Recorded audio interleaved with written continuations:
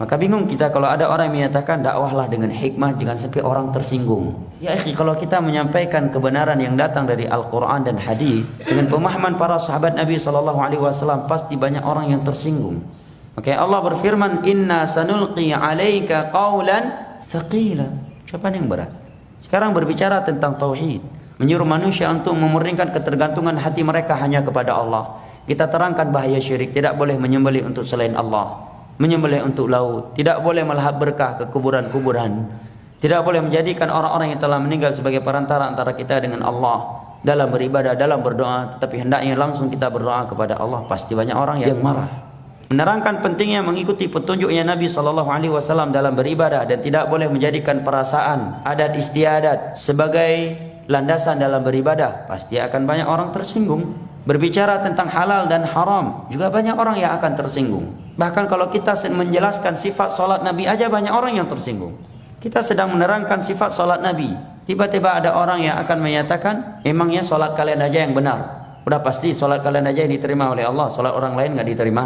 Sedang dijelaskan hadis-hadis yang menerangkan sifat solat Nabi tanpa menunjuk batang hidung manusia bahwa solat kamu nggak benar. Tapi banyak orang yang tersinggung tatkala merasa sholatnya itu tidak sesuai dengan apa yang dijelaskan dari hadis-hadis Nabi. Oke, kalau kita ingin bicara masalah agama Allah dengan syarat jangan ada yang tersinggung, maka sungguh tidak ada yang mampu berdakwah. Nabi pun tidak mampu menyampaikan kebenaran. Pasti banyak orang yang akan tersungging, bukan sekedar tersinggung. Maka berarti maknanya tidak perlu lagi berdakwah.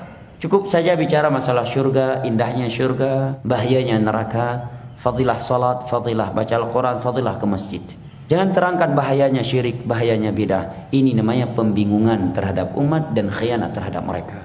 Karena kita menerangkan untuk mereka indahnya syurga, maka mereka pun merindukan syurga. Kemudian kita menerangkan kepada mereka bahayanya neraka, maka mereka pun mengkhawatirkan diri mereka terhadap neraka Allah. Tetapi tidak kita terangkan jalan menuju syurga. Yang mana jalan menuju syurga yang paling besar adalah tauhid dan mengikuti sunnah Rasulullah SAW dengan pemahaman para sahabatnya. Setelah kita menerangkan kepada mereka ngerinya neraka Allah Jalla wa'ala, tetapi kita diam, tidak berbicara tentang bahaya syirik, yang mana syirik adalah dosa yang dapat mengekalkan manusia dalam neraka Allah. Innahu may yusyrik billah faqad haramallahu alaihi jannata wa ma'wahu an-nar wa ma lidh-dhalimin min ansar. Apabila seorang mati membawa satu syirik saja dari syirik besar, umurnya 80 tahun, 70 tahun, 11 bulan, 29 hari dia selalu bertauhid dan selalu ibadah sesuai dengan sunnah Nabi. Satu hari sebelum mati dia datang ke kuburan, menjadikannya sebagai perantara antara dia dengan Allah dalam beribadah, atau menyembelih untuk laut, atau menganggap ada orang wali-wali yang mengetahui perkara gaib. Selesai. Ibadah yang dia lakukan dengan ikhlas dan sesuai dengan sunnah Nabi tadi selama 20 tahun, 11 bulan, 29 hari, itu hangus, tidak akan berguna, akan menjadi debu yang berterbangan di sisi Allah. Allah berfirman, wa qadimna ila ma amilu faj'alnahu haba'an mansura.